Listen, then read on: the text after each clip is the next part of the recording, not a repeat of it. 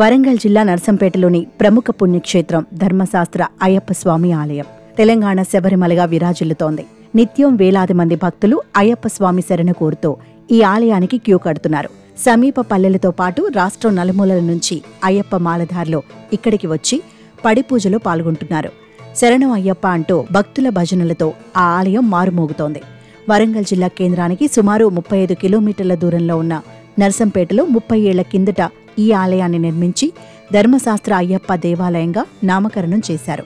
త్రిదండి చిన్నజీయర్ స్వామి చేతుల మీదుగా ప్రారంభమైన ఈ ఆలయంలో 24 ఏళ్లుగా ప్రతి సంవత్సరం అయ్యప్ప పూజలు అత్యంత వైభవపేతంగా జరుగుతాయి. ఈ ఆలయం ఏ ఏటికాయేడు దినదినాభివృద్ధి చెందుతూ నిత్యం వేలాది మంది భక్తులకు నిత్యాన్నదాన క్షేత్రంగానూ వెలుగొందుతోంది. నేను గత 22 సంవత్సరాల నుంచి మాలాధారణ చేస్తున్న స్వామి. ఈ నర్సంపేటలో శ్రీ ధర్మశాస్త్ర అయ్యప్ప స్వామి గుడి ఎప్పుడైతే పునాది వేశారో ఆ సంవత్సరం నుంచి అంతకుముందు సంవత్సరం కూడా మేము వేస్తూ ఉన్నాము. తెలంగాణలోనే మరి అతి పెద్ద దేవాలయంగా విరాజిల్లుతున్నటువంటి మన నర్సంపేట అయ్యప్ప స్వామి దేవాలయము ప్రతి సంవత్సరము ప్రతి రోజుకు మరి దినదినంగా చాలా అభివృద్ధి చెందుతూ శబరిమలలో ఏ విధంగానైతే ప్రతిరోజు నిత్యం పూజలు చేస్తుంటారో అదేవిధంగా మరి ఈ గుడి లోపల కూడా మరి నిత్య పూజలు మరి చేస్తూ ఉంటారు. అదేవిధంగా ఎక్కడ లేని విధంగా ప్రతి సంవత్సరము మండల కాలములో ప్రతిరోజు మరి అన్నదాన్యము భక్తుల చేత నిత్యాన్నదానం కూడా జరుగుతుంది స్వామి. అదేవిధంగా మరియు ప్రతి వివిధ రకాలైన ఎక్కడెక్కడి నుంచి వచ్చేటువంటి భక్తులు వివిధ ప్రాంతాల నుంచి కూడా ఇక్కడికి వచ్చి మరి అన్నదాన కార్యక్రమంలో పాల్గొంటూ కొన్ని వందల మందికి కూడా మరి ఇక్కడ మాలాధారణ చేస్తుంటారు స్వామి. ఈ యొక్క నర్సంపేట మరో శబరిమలగా పేరుగాంచుతూ ఉంటుంది స్వామి. కాబట్టి అందరూ కూడా ఈ మండల కాలంలో మీరు చూస్తే ఒకసారి తెలుస్తుంది. మరి ప్రతిరోజు కనీసానికి ఒక 600-700 మంది కూడా భక్తులు ఇక్కడ అన్నదానం ప్రసాదం తీసుకుంటారు స్వామి.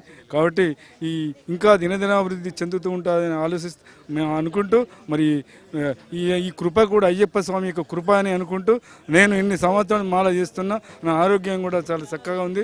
అంతా అయ్యప్ప స్వామి దీవెనలను ఆశిస్తూ భక్తులు ఈ ఆలయాన్ని తెలంగాణ శబరిమలగా పిలుచుకుంటారు. అచ్చం శబరిమలలో జరిగే క్రతువులకు ఏమాత్రం తీసిపోకుండా ఇక్కడ అదే తరహా పూజా కార్యక్రమాలు నిర్వహిస్తారు. దీక్ష స్వీకరించిన భక్తులకు ఇక్కడ అన్ని సౌకర్యాలు కల్పిస్తున్నారు. ఎంతమంది భక్తులు వచ్చినా ఆలయ నిర్వాహకులు ఎలాంటి లోటు లేకుండా ఏర్పాట్లు చేస్తున్నారు. ఉదయం సాయంత్రం పూజా కార్యక్రమాలతో పాటు మధ్యాహ్న వేళలో అన్నదానం నిర్వహిస్తున్నారు. మండల దీక్ష ముగిసిన తర్వాత ఇక్కడి నుంచి శబరిమల వెళ్లే అయ్యప్ప మాలధారులు ఈ ఆలయంలోనే ఇరుముడి కట్టుకొని శబరిమలకు బయలుదేరతారు. అయ్యప్ప శరణం. నర్సంపేట శ్రీధర్మశాస్త్ర అయ్యప్ప స్వామి దేవాలయం స్వాగతం సుస్వాగతం. 24వ మండల పూజ మహోత్సవం జరుగుతున్నటువంటి సందర్భంలో మన నర్సంపేట శ్రీధర్మశాస్త్ర అయ్యప్ప స్వామి దేవాలయం కోరిన కోరికలకు తీర్చే కొంగు బంగారమైనటువంటిది ప్రతిదీ.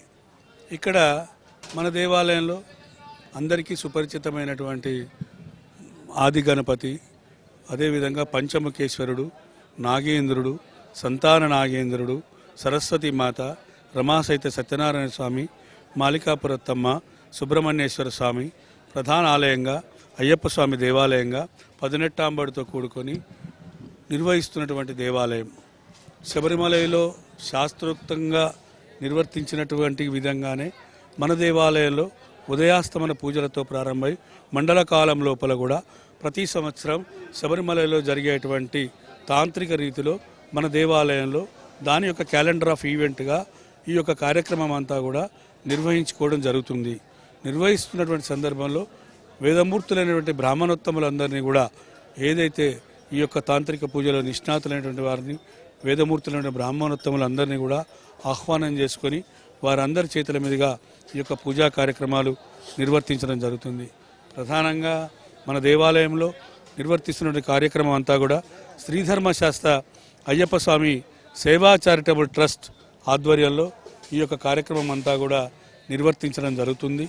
ఇక్కడ ప్రధానమైనటువంటి ఉద్దేశం ఈ దేవాలయం హిందుత్వ సాంప్రదాయాన్ని కొనసాగించడానికి, హైందవ సాంప్రదాయాన్ని నిర్వర్తించడానికి వసుదైక కుటుంబంగా ఒక అయ్యప్ప కుటుంబాన్ని ఏర్పరిచి ముఖ్యంగా ఈ యొక్క అయ్యప్ప కుటుంబాన్ని సమైక్యపరచడానికి కీర్తిశేషులు సింగిరికొండ రామాంజనేయులు గారు, వ్యవస్థాపక చైర్మన్ గారు, ఇక్కడ ఉన్నటువంటి ట్రస్ట్ సభ్యుల యొక్క సహకారంతో, వారందరి యొక్క సేవలతోటి ఈ యొక్క దేవాలయంలో అన్నదాన కార్యక్రమాన్ని ప్రారంభించడం జరిగింది.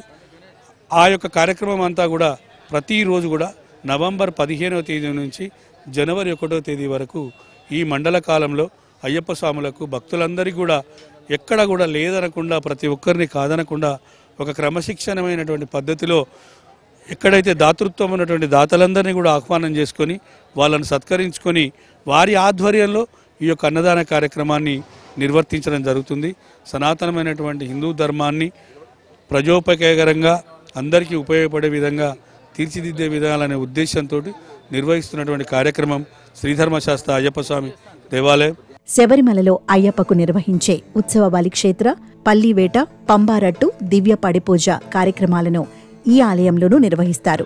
పల్లివేటు, పంబారట్టు, దివ్య పడిపూజ రోజున ఆలయం నుంచి ఊరేగింపుగా అయ్యప్ప స్వామి ఉత్సవ విగ్రహాన్ని మాదనపెట్ట చెరువులో అయ్యప్ప స్వామిని ఘనంగా జలక్రీడ, అభిషేక పూజలు, పంబారట్ పూజలు శబరిమలను తలపించేలా సందడిగా ఆటపాటలతో వైభవంగా చేస్తారు. ఈ కార్యక్రమాన్ని వీక్షించేందుకు తెలంగాణ నలుమూలల నుంచి మాలధారులు తరలివస్తారు. అయితే పంబారట్ చేస్తున్న క్రమంలో ఇక్కడ గరుడ పక్షి కనిపిస్తుందని భక్తులు తెలిపారు. ఆ పక్షి రూపంలో అయ్యప్ప స్వామి ఇక్కడ జరిగే కార్యక్రమాలు చూస్తాడని ఇక్కడి భక్తుల నమ్మకం.